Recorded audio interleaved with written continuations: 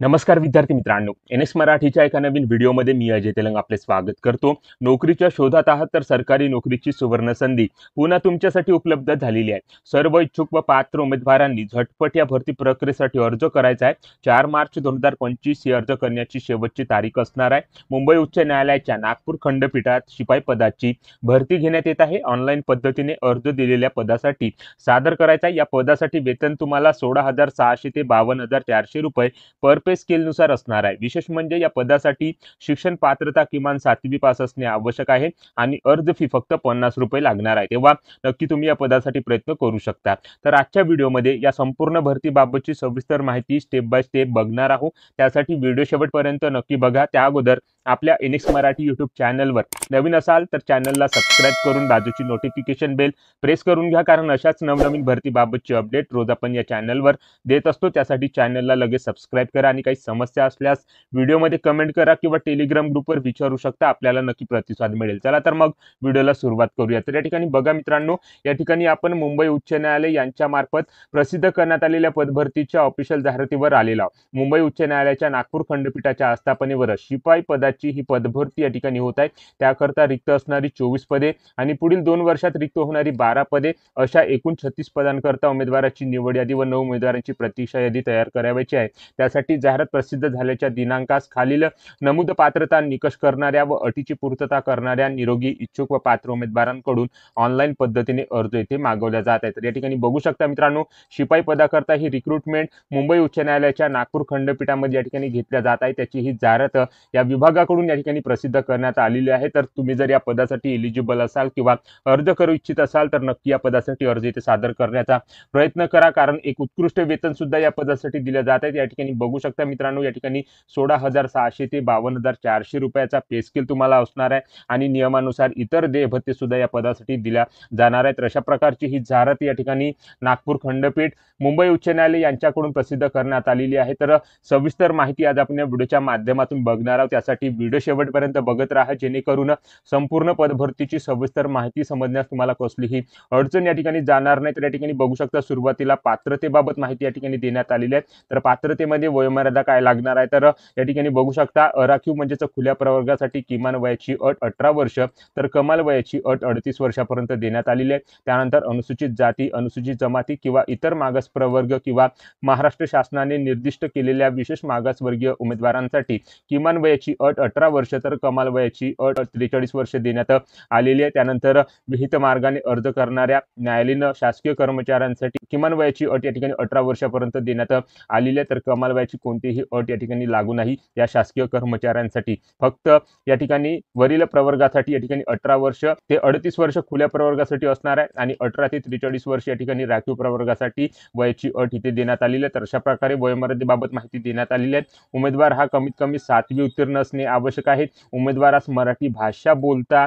वाचता आणि लिहिता येणे आवश्यक आहे। त्याचप्रमाणे उमेदवार शारीरिकदृष्ट्या सक्षम, सदृढ आणि निर्व्यसनी असणे आवश्यक आहे। तर अशा प्रकारे या पदासाठी एलिजिबिलिटी क्रायटेरिया या ठिकाणी देण्यात आलेले आहे। त्यानंतर पात्रता उमेदवाराकरिता काही अटी व शर्ती इथे लागू असणार आहेत। उमेदवार हा महाराष्ट्रातील रहिवासी असणे आवश्यक आहे। त्यासाठी उमेदवाराकडे अधिवास प्रमाणपत्र असणे आवश्यक आहे। उमेदवार करार करण्यास सक्षम असणे आवश्यक आहे। उमेदवारास नैतिक पतनाच्या गुन्ह्यासाठी कोणत्याही कारणाने दोषी ठरवण्यात आलेले नसावे किंवा त्याच्यावर कोणताही न्यायालयीन खटला या ठिकाणी दाखल नसावा।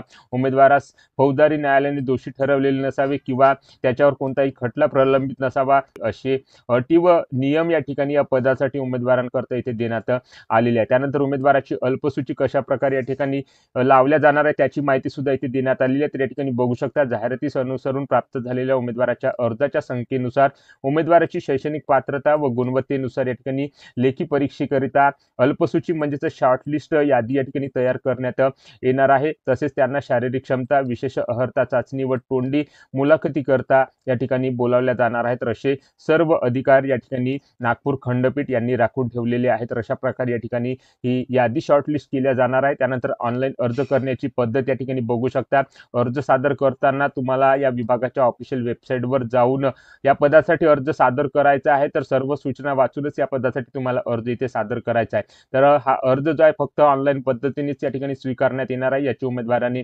नोंद घ्यायची आहे। बॉम्बे हायकोर्ट विभागाच्या ऑफिशियल वेबसाईटवर जाऊन तुम्हाला या पदासाठी अर्ज इथे ऑनलाईन पद्धतीने सादर करायचा आहे। 18 फेब्रुवारी 2025 या तारखेपासून या पदासाठी अर्ज करण्यास सुरुवात झालेली आहे। तर 4 मार्च 2025 ही अर्ज करण्याची शेवटची तारीख या ठिकाणी देण्यात आलेली आहे। तर 4 मार्च 2025 या तारखेपर्यंत तुम्ही या पदासाठी अर्ज इथे सादर करू शकता। उमेदवारांनी संपूर्ण जाहिरातीचे वाचन करून या पदासाठी अर्ज इथे सादर करायचा आहे। त्याकरता काय डॉक्युमेंट्स लागणार आहे याची सर्व माहिती आपण पुढे व्हिडिओमध्ये बघणार आहोत। तर या ठिकाणी बघू शकता या पदासाठी अर्ज करण्याकरता बॉम्बे हायकोर्ट विभागाची ऑफिशियल वेबसाईट या ठिकाणी देण्यात आलेली आहे। तर सर्व माहिती अर्ज सादर करण्याबाबत तुम्ही या ठिकाणी जाहिरातीमधून इथे घेऊ शकता।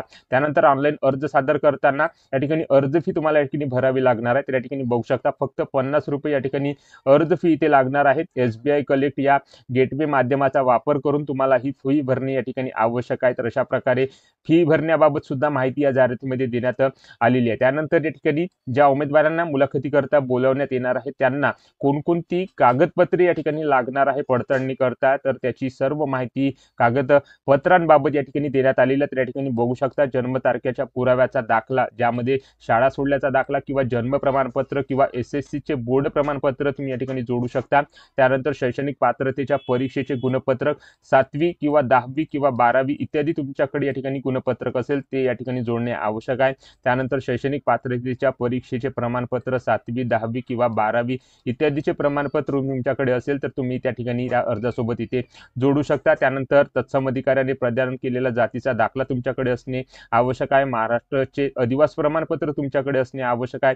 लहान कुटुंबाबाबत स्वयं घोषणापत्र या ठिकाणी असणे आवश्यक आहे। त्यानंतर या ठिकाणी बरेचसे या ठिकाणी कागदपत्राची माहिती या ठिकाणी देण्यात आलेली आहे। संपूर्ण माहिती तुम्ही या ठिकाणी जाहिरातीमधून या ठिकाणी घेऊ शकता आणि पडताळणी करता कोणकोणती या ठिकाणी डॉक्युमेंट्स लागणार आहेत त्याची माहिती घेऊन तुम्ही या ठिकाणी पडताळणी करता इथे हजर राहू शकता। त्यानंतर परीक्षेचे स्वरूप कशा प्रकारे असणार आहे तर या ठिकाणी बघू शकता मित्रांनो, अर्जाची छाननी केल्यानंतर या ठिकाणी जी काही निवड यादी अल्पसूची यादी तयार केली जाणार आहे त्यानुसार या ठिकाणी तुम्हाला लेखी परीक्षेकरता इथे बोलावल्या जाणार आहे। लेखी परीक्षेकरता या ठिकाणी 30 गुण असणार आहेत। तर परीक्षेच्या प्रश्नपत्रिकेत 30 प्रश्न या ठिकाणी ठेवण्यात येणार असून प्रत्येक प्रश्नास या ठिकाणी 1 गुण या ठिकाणी असणार आहे। तर प्रश्नपत्रिकेचे प्रश्न हे मराठी भाषेमध्ये असणार आहे।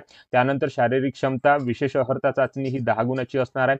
तोंडी मुलाखत या ठिकाणी 10 गुणाची असणार आहे। तर अशा प्रकारे एकूण गुण या ठिकाणी 50 गुणासाठी इथे परीक्षा तुमची इथे घेतल्या जाणार आहे। तर सर्व माहिती या ठिकाणी परीक्षेच्या स्वरूपाबाबत या ठिकाणी देण्यात आलेली आहे। त्यानंतर उमेदवारांकरता काही इतर आवश्यक सूचना या ठिकाणी देण्यात आलेल्या तर या सर्व सूचना तुम्हाला वाचूनच या पदासाठी ऑनलाईन अर्ज येथे सादर करायचा। तर सर्व सूचना या जाहिरातीमध्ये या पदभरतीबाबतच्या इथे देण्यात आलेल्या तर या सर्व सूचना वाचूनच तुम्हाला या पदासाठी ऑनलाईन पद्धतीने अर्ज इथे सादर करायचा। तर अशा प्रकारे मित्रांनो शिपाई पदासाठी ही पदभरती एकूण 45 रिक्त पदसंख्येसाठी मुंबई उच्च न्यायालयाच्या नागपूर खंडपीठामध्ये या ठिकाणी होत आहे। त्याची जाहिरात या विभागाकडून या ठिकाणी प्रसिद्ध करण्यात आलेली आहे। तर या पदभरतीची जी काही जाहिरात आहे ती माझ्या व्हिडिओच्या डिस्क्रिप्शन बॉक्समध्ये किंवा टेलिग्राम चॅनलवर या ठिकाणी प्रोव्हाइड करणार आहे। तेव्हा टेलिग्राम ग्रुपला या ठिकाणी तुम्ही जॉईन करा जेणेकरून या पदभरतीची जाहिरात तुम्हाला या ठिकाणी मिळून जाईल आणि तुम्ही या पदासाठी अर्ज इथे सादर करू शकाल। तर अशा प्रकारे मुंबई उच्च न्यायालय नागपूर खंडपीठ यांच्यामार्फत शिपाई पदाची ही पदभरती एकूण 45 रिक्त पदसंख्येसाठी या ठिकाणी घेतल्या जात असून त्याची जाहिरात या ठिकाणी प्रसिद्ध करण्यात आलेली आहे आणि त्याच पदभरतीची माहिती आज आपण या व्हिडिओच्या माध्यमातून बघण्याचा प्रयत्न इथे केलेला आहे। तेव्हा व्हिडिओ आवडला असेल तर व्हिडिओला लाईक करा। आपल्या NX मराठी यूट्यूब चॅनलवर तुम्ही नवीन असाल तर चॅनलला सबस्क्राईब करून बाजूची नोटिफिकेशन बेल प्रेस करून घ्या व ज्या उमेदवारांना अशा नोकरीची आवश्यकता आहे त्या उमेदवारांना हा व्हिडिओ नक्की शेअर करा। जय हिंद, जय महाराष्ट्र।